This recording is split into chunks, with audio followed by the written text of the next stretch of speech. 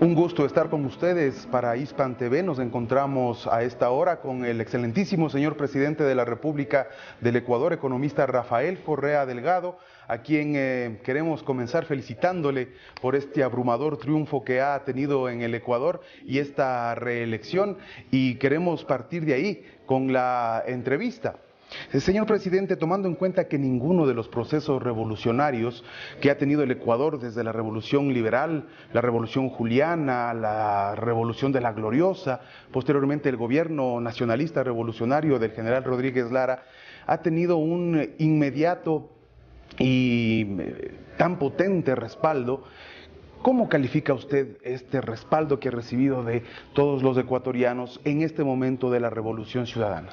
Bueno, en primer lugar, muchas gracias Hispan TV por esta entrevista, y a través de esta cadena, pues un saludo a Latinoamérica y al mundo entero. En realidad, en Ecuador solo hemos tenido dos verdaderas revoluciones, la Revolución Liberal y la Revolución Ciudadana. Los otros fueron revueltas que duraron muy corto tiempo, no hubo cambios estructurales profundos. Ahora sí, con la Revolución Ciudadana, al igual que con la Revolución Liberal, se están haciendo esos cambios, y de ahí viene pues el inmenso apoyo popular. La gente reconoce que por fin hay un gobierno serio que dice lo que hace y dice lo que piensa y hace lo que dice, y no en función de los intereses de los mismos de siempre, las élites, los grandes capitales que dominaban el país, sino en función de nuestro pueblo. Entonces yo creo que ese inmenso apoyo es por los cambios que ven los ciudadanos y por la autenticidad de nuestra revolución, que insisto, dice lo que piensa y hace lo que dice. Además también tiene una particularidad que no han tenido otros presidentes, que solo tenían la presidencia, pero no el poder. Y eso es a lo que usted mucho se refiere, de estos poderes fácticos, de poderes del extranjero, poderes locales incluso, que ejercían un poder tras el poder. Esto podría ser uno de los motivos que aplastó a la oposición en estas elecciones. ¿Qué nos podría decir? Vea, en Latinoamérica, particularmente en Ecuador, pero como en muchas partes del mundo, ganar las elecciones no era ganar el poder. Los poderes fácticos seguían intactos. Un poder mediático que ponía la agenda. Si se portaba mal el presidente, con 2 titulares ya lo destituían. A nosotros nos han sacado 200 y no han podido desestabilizarnos. Novelerías que se impusieron a América Latina para mantener el mismo sistema neoliberal independientemente de quién llegara a la presidencia, por ejemplo, la independencia de los bancos centrales. Y un sinnúmero de trampas para que nada cambie. Es decir, ganar las elecciones no era captar el poder, era continuar con la inercia y el presidente y el nuevo gobierno figuras decorativas. Esa es la revolución, que ya estamos cambiando de verdad las cosas, ya estamos disputando el poder, ¿no?, con los poderes fácticos. Se está cambiando de unos cuantos poderes económicos, sociales, mediáticos, burocracias internacionales como Fondo Monetario, países hegemónicos, poderes nacionales e internacionales sin legitimidad democrática que dominaban este país, a un verdadero poder popular donde dominen los ciudadanos. Esa es la esencia de la revolución. Lo estamos logrando, pero todavía falta mucho por hacer. El domingo, 17 de febrero, se ha demostrado lo debilitados que están esos poderes, pero siguen vivos. Tenemos que seguir construyendo esa patria nueva. Esa es la revolución, donde manden los ciudadanos, ya no manden los capitales, donde mande la sociedad, no manden los mercados, donde mande la inmensa mayoría del pueblo ecuatoriano y no las élites que siempre dominaron nuestros países.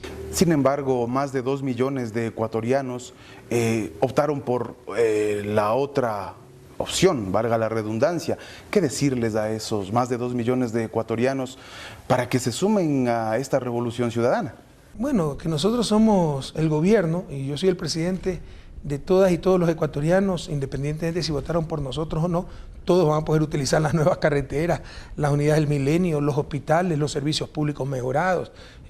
Todos estamos disfrutando del crecimiento económico, la disminución de la pobreza, disminución de la desigualdad, disminución del desempleo. Pero eso es algo bueno. ¿Quién quedó en segundo lugar pese a la distancia?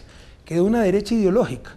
Aunque sea, sabemos quiénes son nuestros interlocutores, sabemos qué piensan, son coherentes, actúan de acuerdo también a lo que dicen. Pero ante esa dispersión de partidos clientelares, populistas, absolutamente demagogos, qué difícil era mantener un diálogo con ellos si no sabíamos ni a quiénes representaban. Y algo muy significativo, fueron las declaraciones del candidato que quedó en segundo lugar, representante de esa derecha, quien dijo, ahora sí vamos a inaugurar la oposición en Ecuador. Es decir, reconoció que no teníamos oposición democrática. Teníamos un grupo, algunas veces que lo podíamos reducir a pandillas, que trataban de desestabilizar al gobierno en función de sus intereses. Ojalá ahora sí tengamos una oposición democrática, ideológica, en esa derecha que ha quedado a gran distancia en segundo lugar. Y también la mayoría en la Asamblea que se vislumbra con más de 90 legisladores y también en las propuestas legislativas que se vienen en camino, una ley que se denomina de aguas, una ley de tierras comunitarias, el nuevo Código Penal, de procedimiento penal, y también la controversial ley de comunicación. Son las prioridades de la radicalización de la Revolución Ciudadana desde el punto de vista legislativo. ¿Controversial para quién? Pues la ley de comunicación. Para los que se acostumbraron a vivir sin ley. Porque primero, la ley de comunicación no es iniciativa del Ejecutivo, sino legislativa. Segundo, un mandato constitucional. Transitoria primera, la Constitución del 2008, que ordenaba en un año, esto fue octubre del 2008, en un año, la Constitución ordenaba tener una nueva ley de comunicación. El poder mediático ha bloqueado sistemáticamente esa ley. Entonces, ¿controversial para quién? Para los que no respetan la Constitución, para los que quieren vivir por encima de la ley, como siempre lo han hecho estos poderes fácticos, empezando por el poder mediático. O controversial por la demora también. Aquí hay absoluta libertad de expresión, pero esta gente quiere tener libertad sin responsabilidad. Aquí jamás permitiremos censura previa, pero hay que ser responsable de lo que se dice, de lo que se desinforma, manipula, etcétera. No, quieren tener patente de corso para hacer lo que les dé la gana. Mire, esta ley es sobre todo emblemática por el desprecio hacia la Constitución, hacia la voluntad del pueblo ecuatoriano. Esta ley fue ratificada en las urnas, mandato popular, consulta popular de mayo del 2011, y pese a eso, la continúan bloqueando los medios de comunicación y sus corifeos en asamblea. Créame que para nuestro proyecto político no es ni de lejos una ley prioritaria, pero ya se ha vuelto emblemática del símbolo del nuevo país donde manden los ciudadanos, no los poderes fácticos. Por supuesto que va a salir esa ley con lo mismo que se pedía antes nuestra victoria contundente el día domingo. Nosotros no actuamos en función de posiciones de fuerza, actuamos en función de principios, de valores. Lo que pedía el pueblo ecuatoriano y pedía la revolución era una prensa decente, ética, profesional, y eso es lo que seguimos pidiendo y plasmaremos en esa nueva ley de comunicación. Y usted lo ha dicho, hay una serie de proyectos que han sido sistemáticamente bloqueados para hacerle daño al gobierno y le han hecho daño a los campesinos, a los ciudadanos, por ejemplo, la ley de aguas, la ley de tierras, el nuevo Código Penal. La principal preocupación del pueblo ecuatoriano es la seguridad. Yo tengo que luchar contra esa inseguridad con un código de más de 70 años, cerca de un año. Tiene el nuevo Código Penal de la Asamblea bloqueado para que Correa fracase en la lucha contra inseguridad, ganarle las próximas elecciones que las perdieron, así destrocen a nuestra familia. Entonces, por supuesto que con la contundente mayoría que el pueblo ecuatoriano nos ha otorgado por medio de las elecciones del domingo pasado, vamos a sacar todas esas leyes que han sido bloqueadas. A propósito de la ley de comunicación y la libertad de expresión, quería arrancarle un comentario sobre el hecho de que esta entrevista posiblemente no sea vista en España porque Hispan TV ha sido censurado en España. Ay, qué ha sido chistosísimo. sacado del aire porque ha sido crítico permanente de Rajoy, la crisis en España, la crisis en Europa. Por favor. Es que esa es la libertad de expresión, entre comillas, de los grupos de poder. No nos engañemos. En el mundo no hay prensa libre independiente, sino totalmente sometida al capital. Me refiero a esa prensa privada, a esos grupos mediáticos que convirtieron la información, un derecho humano, en una mercancía más. Y que son negocios privados con fines de lucro. Fíjese la contradicción. Negocios privados con fines de lucro proveyendo un derecho. Si la calidad de ese derecho atenta contra su lucro, por definición prevalece el lucro. Es una de las grandes contradicciones de la humanidad del siglo XXI que tenemos que enfrentar. Pero el que empieza solamente a hablar de estas cosas ya es tildado como enemigo de la libertad de expresión, gobernante corrupto que no acepta la crítica y se levanta este espíritu de cuerpo, estos mecanismos de defensa, sus sucursales internacionales, las fundaciones, ONG, que son asalariadas para defender estos emporios económicos, son negocios, emporios mediáticos, son negocios dedicados a la comunicación. Y esta libertad de prensa que ellos practican es tremendamente parcial. Aquí en las elecciones se le levantó una calumnia a mi candidato a vicepresidente de haber plagiado su tesis. El Colegio de Ingenieros Eléctricos, el ingeniero eléctrico, le hizo un comunicado en respaldo y diciendo que es un gran profesional. No lo quisieron publicar en la prensa de oposición. Y después nos da cátedra de libertad de expresión y libertad de prensa. total doble moral, total hipocresía. Ya que estamos hablando del señor vicepresidente electo, se ha hablado de que los nuevos ejes de la revolución ciudadana serán la revolución ecológica, la revolución de la justicia que está en marcha y palpable, la revolución del conocimiento y de la cultura, además de la revolución urbana. ¿Hay alguna prioridad en este orden? ¿Cómo las podría resumir? No, esos 10 ejes, porque usted ha dado los 5 ejes nuevos, sí. Los 5 iniciales eran la revolución constitucional, básicamente la nueva constitución, cambiar esa constitución neoliberal de 1998, lo hicimos, la revolución social, volver a convertir en derechos la salud, la educación, que se habían convertido en época neoliberal en mercancías, triplicamos la inversión social, hay vivienda, hay mejor calidad de trabajo, etcétera. Son procesos, pero hemos avanzado mucho. La revolución económica, ser humano sobre el capital, en función de nuestro país, de nuestra producción, de nuestro empleo, no en función de paradigmas extranjeros, de intereses, sobre todo el gran capital transnacional, etcétera. La revolución ética, luchar contra la corrupción en todas sus formas, que no es solo patrimonio del sector público la corrupción, sino del sector privado, por ejemplo la evasión tributaria, lo cual la hemos minimizado, y la revolución integracionista, trabajar por la patria grande. Esos fueron los 5 ejes originales, y los nuevos 5 ejes son, como usted lo ha mencionado, revolución ecológica, que ya era un eje transversal, pero lo quisimos poner expresamente. La revolución de la justicia, que se plasmó sobre todo con la reforma judicial aprobada por el pueblo ecuatoriano en consulta popular, la revolución cultural, la revolución urbana y tal vez la mayor de las revoluciones. Usted me ha preguntado la prioridad, esta última es la prioridad. Talento humano, ciencia y tecnología. Ahí está el futuro del país. La CIA estaría financiando y desestabilizando su gobierno. Sin embargo, no han pasado más allá de las versiones, pero no se puede negar que hay enemigos en Estados Unidos declarados en contra del Ecuador. Estamos hablando, por ejemplo, de la empresa Chevron, quien se atreve a ir al Senado y para solicitar que le quiten, por ejemplo, las preferencias arancelarias para el país. ¿Cómo actuar frente a esos enemigos?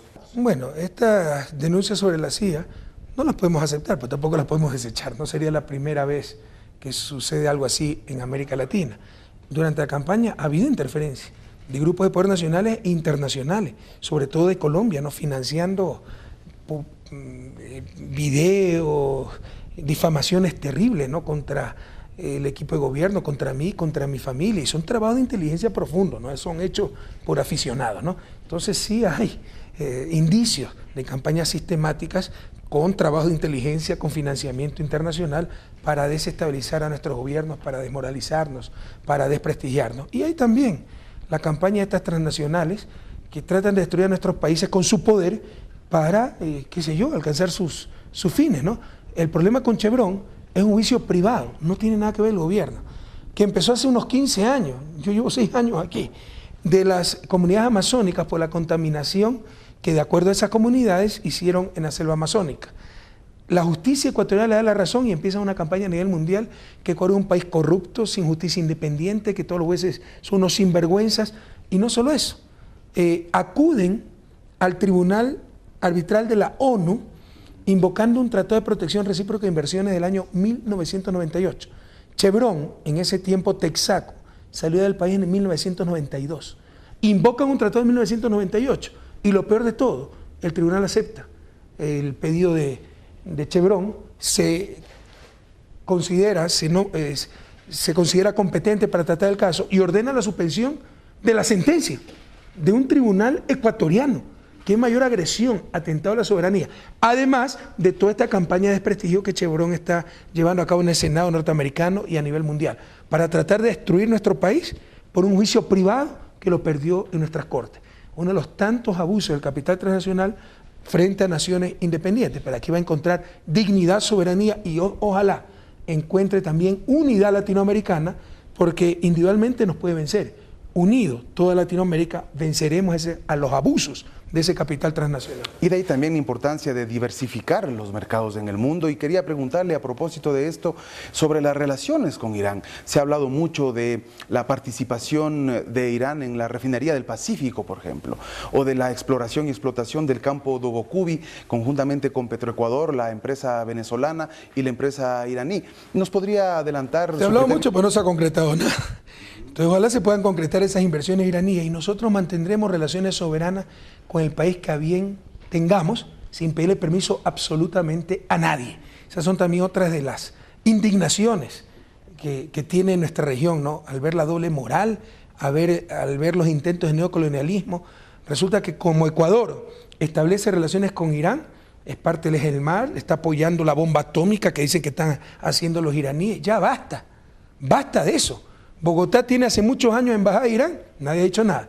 Nosotros abrimos embajada de Irán, como le caemos mal a la derecha norteamericana, entonces somos cómplices de toda una trama internacional de terrorismo, bombas atómicas y toda gran parte, creo yo, difamaciones que se dan contra la República Islámica del Irán. En todo caso, fíjense la contradicción, ¿no? Estados Unidos el año pasado vendió $300 millones de exportaciones a Irán. Nosotros vendemos cero. Buscamos vender banana, rosa y somos parte del eje del mar. Estamos lavando dinero, estamos apoyando el terrorismo, estamos apoyando la bomba atómica. Francia vende 3.000 millones a Irán. Entonces ya basta de esa doble moral, le insisto. Aquí encontrarán dignidad y soberanía y no le vamos a pedir permiso absolutamente a nadie para ejercer esa soberanía y tener relaciones dignas de mutuo respeto con el país que a bien tuviéramos. Dada la proximidad de la noticia y del territorio, se viene el Mercosur, los intentos del Ecuador por integrarse a este mercado común latinoamericano. Sin embargo, el tema de la dolarización podría ser un limitante. ¿Cuál sería la estrategia para sortear el tema de la dolarización por la falta de política crediticia del país e ingresar con beneficios para el país al Mercosur? Precisamente por eso se ha demorado un poco el ingreso, porque estamos estudiando los pros y los contras y sobre todo para en función de esa realidad ecuatoriana, que no tenemos moneda nacional, ingresar a una instancia de integración significa en esa región perder la política comercial. Si Argentina, Brasil, Uruguay tienen problemas en su balanza comercial, tienen moneda nacional, política monetaria para ajustar esos desequilibrios. Nosotros no tendríamos nada. Por eso hay que tener mucho cuidado al incorporarnos a estos procesos de integración y sobre todo pues saber los pros, los contras y pedir flexibilidad de los otros miembros frente a la particularidad del Ecuador al no tener moneda nacional. Y también UNASUR, que debe ya despegar en el tema comercial entre sus miembros. ¿Podríamos hablar de falencias en ese tema o el camino está trazado? Si usted analiza la historia de UNASUR, vamos mucho más rápido que la Unión Europea. Se ha hecho en años lo que la Unión Europea avanzó en décadas. Obviamente tenemos que ir cada vez más velozmente. Y UNASUR es lo que se ha definido como una integración integral. No solo es la parte comercial, que es importante, bueno, eso no es lo único importante. Está la parte, por ejemplo, de políticas comunes, políticas laborales comunes, de seguridad social comunes, de inversión extranjera común, para nosotros ponerle las condiciones a esa inversión extranjera y no esa inversión extranjera que le ponga las condiciones a nuestros países. Se trata de conectividad, de infraestructura común, tendido eléctrico, distribución eléctrica regional, caminos regionales, conectividad aérea regional, de políticas, le decía, en otros ámbitos como Consejo de Defensa, ¿no? Política de defensa también común. Entonces es algo que va mucho más allá del simple aspecto mercantil, sin negar la importancia del aspecto comercial. Tomando en cuenta que la crisis del capitalismo, del Fondo Monetario Internacional, de la bancocracia internacional, en Europa, lo que está ocurriendo, esto de tener un euro encerrada en toda Europa puede ser una crisis, la crisis de valores en Estados Unidos, ¿cómo sortear todo eso que puede tener un efecto secundario en los países como los nuestros? Bueno, usted me dijo dos cosas totalmente distintas, ¿no? El problema económico en Europa y el problema de valores en Estados Unidos. El problema de valores pues es una crisis civilizatoria, ¿no?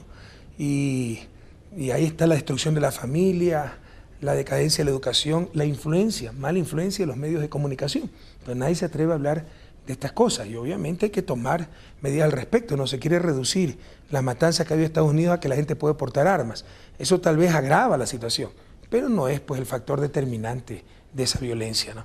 El factor determinante es sociedades en crisis, crisis de valores, crisis de principios, crisis de familia, crisis de identidad frente a un consumismo exacerbado. Cuando un niño a los 5 o 6 años ya tiene todo lo que puede tener en la vida, pierde sentido la existencia y tenemos que plantearnos esas cosas. La crisis económica en Europa es algo totalmente distinto y uno de los problemas es el insistir en políticas que han fracasado, ¿no? pero en función de ciertos intereses. Todo está en función del capital financiero. Por ejemplo, esta obsesión de un euro fuerte para evitar inflación, sacrificando crecimiento, empleo, que son males mucho mayores, es para defender al capital financiero, que es el que pierde, sus activos líquidos pierden valor con la inflación. Entonces se protege siempre al capital financiero, no a los ciudadanos. Es el capital sobre los seres humanos y no los seres humanos sobre el capital. Y mientras existe esa inflexibilidad y no cambie esa relación de poder, capital, seres humanos, pues temo mucho que se pueda superar la crisis, sobre todo rápidamente y sin mayores costos para la población. Temo que el costo sobre la población es lo que menos importa. Lo importante es que se repaguen las deudas a ciertos bancos privados, que el capital financiero no pierda absolutamente nada. Mire la crisis de las hipotecas en España. Todo el riesgo para los seres humanos. Tú te endeudaste, yo mismo te valoré la casa, valía 200.000 euros, te los presté. Ahora se desinfló la burbuja, vale tu casa 50.000 euros, dame tu casa, te quedas sin casa, pero además me pagas los 150.000 euros restantes. ¿Cuál fue el riesgo del capital? Ninguno. Todo eso esconde la supremacía del capital sobre los seres humanos, y mientras siga existiendo aquello que, entre otros corolarios, tiene la obsesión por la inflación y por un euro fuerte, yo veo que va a ser muy difícil en el corto plazo superar esa crisis, y sobre todo minimizando los impactos sobre la población, que es el objetivo de la economía, el ser humano, no los capitales. Le queremos agradecer, señor presidente, a nombre de nuestra cadena Hispan TV, por este tiempo que nos ha brindado y por siempre sus preclaras afirmaciones, y también le reitero las felicitaciones por esa victoria contundente, sin lugar a dudas, y mucha suerte en su gestión. Muchísimas gracias, Robinson, nuevamente a Hispan TV, el agradecimiento por esta entrevista, y a través de Hispan TV pues un saludo a Latinoamérica y al mundo entero, y decir que aquí en Ecuador hay un pueblo digno, hay un pueblo que decidió tomar el destino de sus manos, hay una revolución que nada ni nadie la podrá detener, como lo ha demostrado el pueblo ecuatoriano el domingo pasado.